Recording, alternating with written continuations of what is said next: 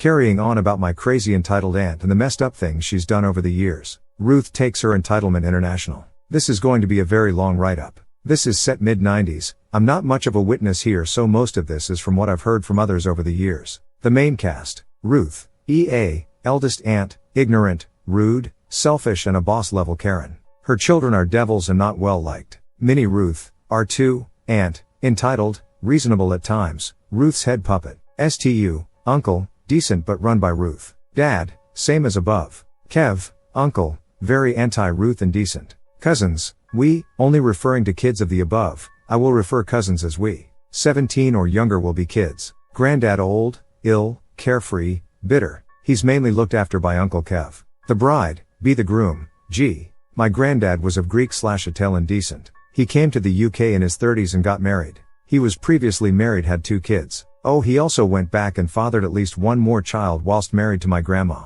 Grandma banned him from leaving the UK and talking to his European family. Granddad naturally became very bitter over time. Gramps had tons of siblings who lived all across Europe. We are the only family living in England, except Gramps, we can only speak English. After Grandma passed away, Gramps started talking about seeing his family one last time. He couldn't travel alone but kept hinting for years. I was about to start my final year of school. Guess I'd be 15. A second cousin was having a huge wedding in Italy. Our entire family was invited. Granddad was so excited when the whole family agreed to go. Dad and uncles paid for the flights. The hotels were paid by individual families. Unknown to us that both Ruths emotionally blackmailed Gramps into paying their costs. Our extended family were going except Ruth's eldest 2 kids and husband. It'd say 20 to 25 people. We land in Italy incident free. Ruth has her first tantrum on the coach to the hotel. She didn't want to share with other people. She complained about the heat as well. At the hotel we kept meeting family after family after family. From every corner of the world, had to be over 100. Most with limited English and some with no English at all, but still we communicated well.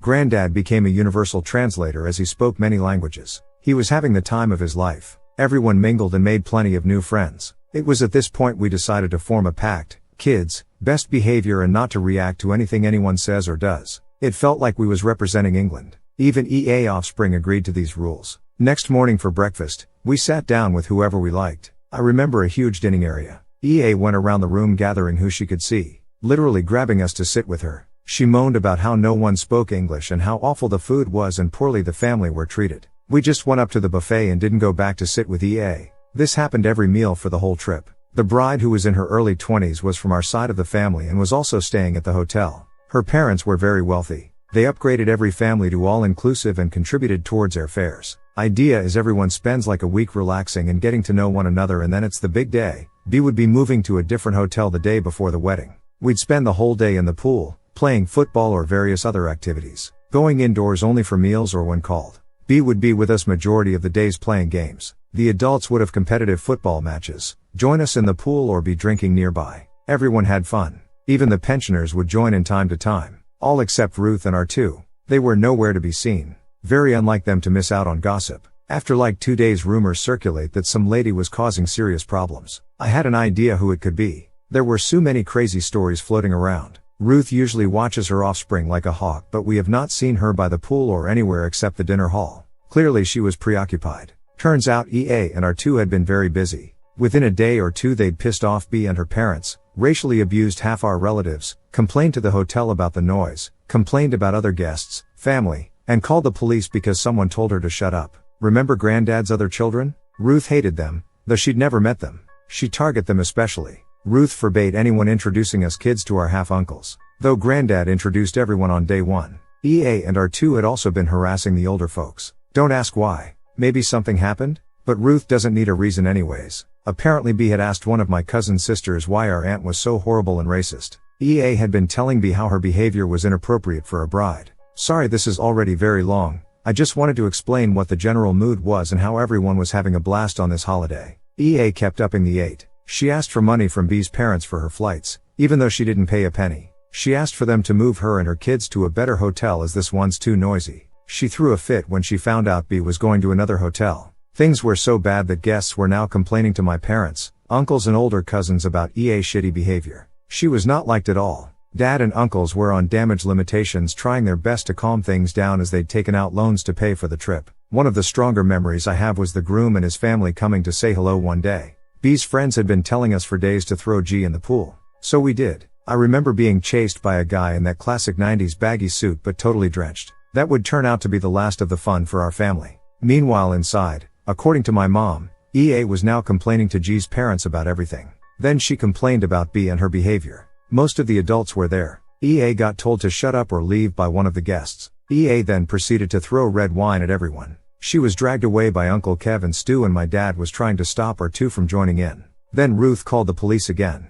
B and her family all left there, and then our entire family were told not to bother coming to the wedding. Later we was re-invited except EA. Several other guests changed hotels as well. A and R2 held a family meeting, shouting that none of us will be going to this wedding. Plenty of arguments happened in the coming days. My dad and Uncle Stu turned on Ruth. I was so happy. R2 still defended EA. Granddad kept shouting obscenities in Italian at EA. My mom and several of the others had spent a lot of money dresses and made it clear they will be attending. EA now started watching us by the pool, trying to limit interaction with our second cousin. Soon relatives stopped using the pool altogether and stayed away from us. She ruined that as well. Uncle Kev, Granddad, my mom and younger siblings, Uncle Stu's wife and young kids all went to the wedding, and a few older girl cousins, R2's girls. The rest had to stay at the empty hotel. The rest of us wanted to go, but it was decided just a small number would go. Ruth was furious. Very awkward plane journey back. Ruth didn't speak to my mom for like 5 years, nor Uncle Stu's wife. R2 did the same but changed her ways shortly after. Our family have never been invited to another function like this ever again. I don't blame them, tbh. Ruining weddings is a Ruth special. I can't think of many where EA did not act up. Sadly, Granddad passed away the following year, which started off a huge tug of war with inheritance. That is another Ruth special coming up. Apologies for longing this out. There is so much I had to miss out.